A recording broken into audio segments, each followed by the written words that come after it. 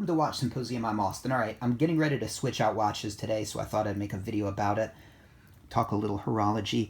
Now, this is what I've been wearing for the past 4 days, and the last video that I made, I was wearing a Seiko 5, but it wasn't this Seiko 5, it was my first Seiko 5. So what am I wearing today? Wristwatch, check.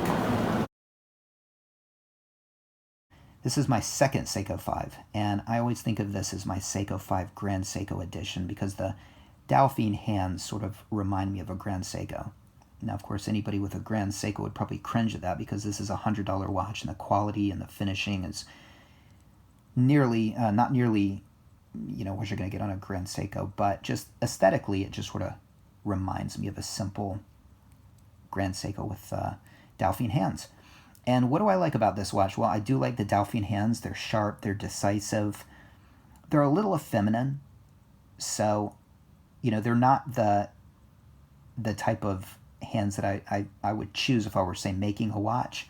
I prefer something a little bit more masculine. You wouldn't find these on, say, a dive watch, and that's more the aesthetic that I go for. But there's something kind of cool about them, and, you know, they work well on a Japanese watch. They sort of remind me of a razor-sharp katana, and so in that sense, I think work well on a Seiko or a GS or something like that. What else do I like about this watch? Well, the 1269 sort of reminds me of an Explorer, and the white dial sort of reminds me of an Explorer too. And it's nice to have the day and the date in the window, and it's a Seiko 5 convention that I kind of like.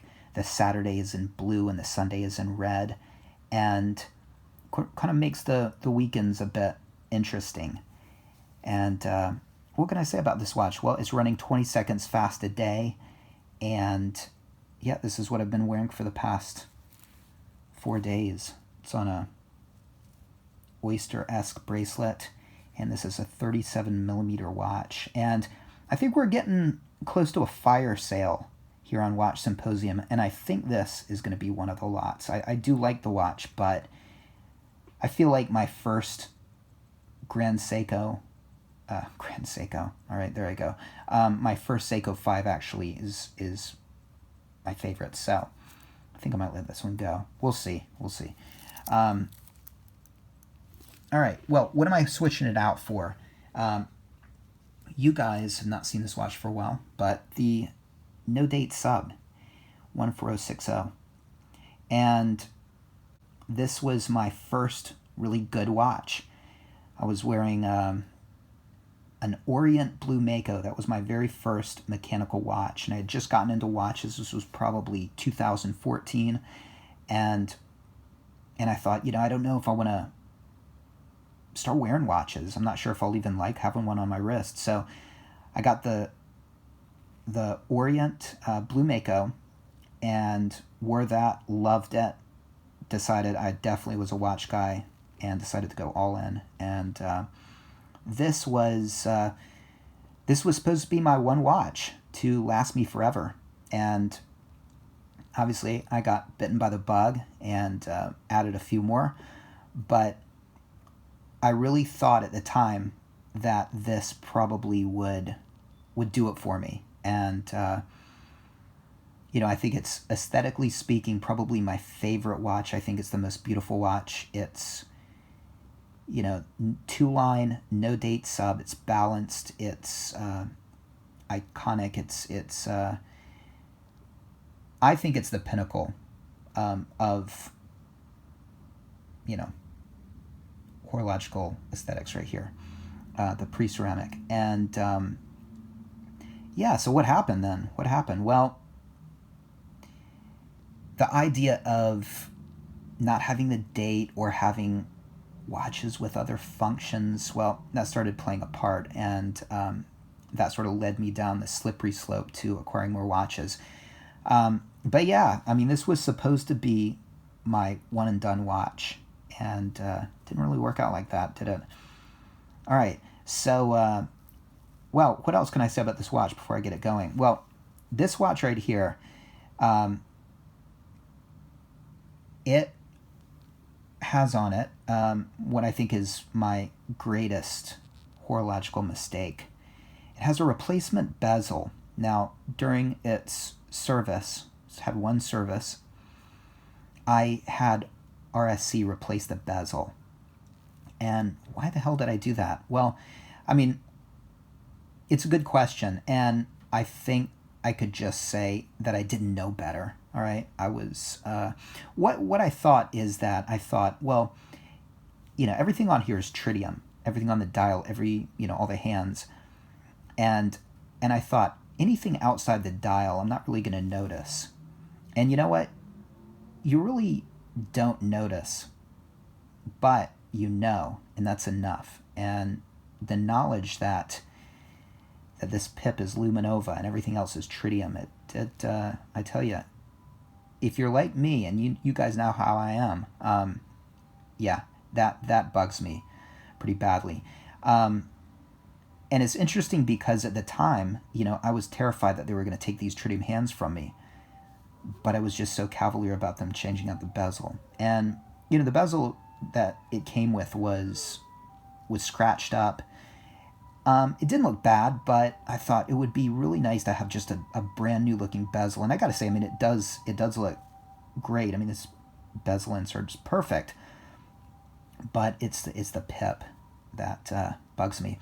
And I've tried to rectify that, and I'm still working towards rectifying it. I came close to buying from a dealer in Germany a 14060 tritium pipped bezel insert, but I noticed that the numerals, and I'm pointing to the 10 there, were pulled in towards the dial a little bit. Sometimes you'll notice on certain bezel inserts, the numerals on the bezel insert will be either pushed out a little bit towards the outside of the bezel, or pulled in towards the inside. And ideally, I think they need to be right in the center. Do I think anything was sketchy with that? No, not at all, really. But it was one of those things that once I saw it, I knew I would never be able to not see it. So I had to not get that bezel insert.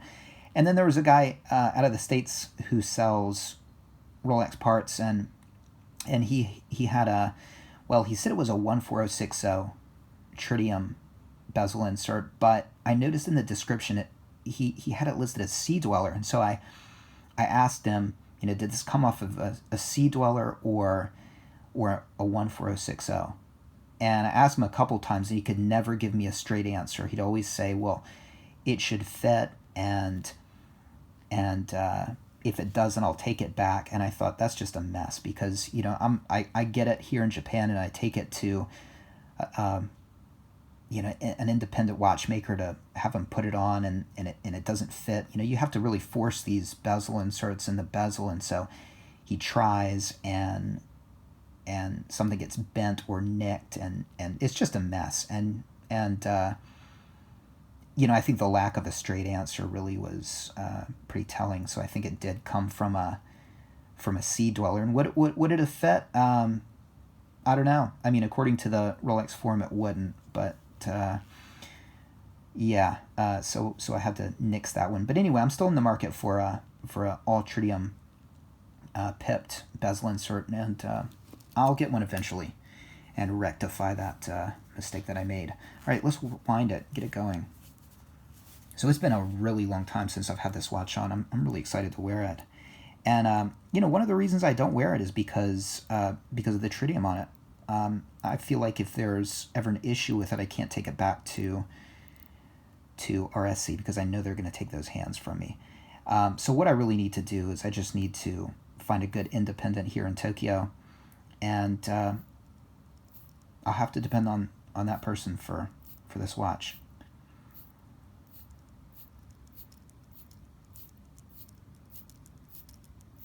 I tell you, there's nothing like a wind of a 14060. Or a sub, I should say. I mean, just that big crown. And it's a lot better feeling wind than the Explorer 2 or the GMT Master 2, because of that big crown there, which they have on the contemporary GMT Master 2. So, the 16710 or the 16570. It's got the thinner crown, and the aesthetically, I think it maybe looks better. It doesn't look dive watch-esque, but this is a much nicer wind. In fact, I think of all of the Rolexes that I have, and keep in mind 3 of them are essentially the same watch with the 3185 movement. This definitely feels the best. All right, so what time is it? All right, 4:43 more or less.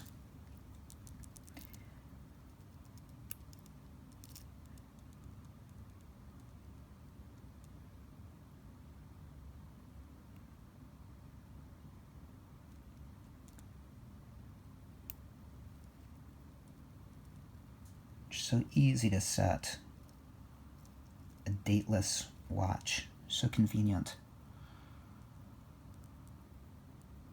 All right. So there we go. Back to basics. I've thought about just saying, screw it. Just take the RSC because that's the way I like to do things. And if they take the hands, they take the hands. But no, I really can't do that. I really have to find an independent. And that'll happen. So anyway, sometime order of business, I'm not going to say next order of business, but sometime I will get this replaced. And I'll be able to keep this and then have the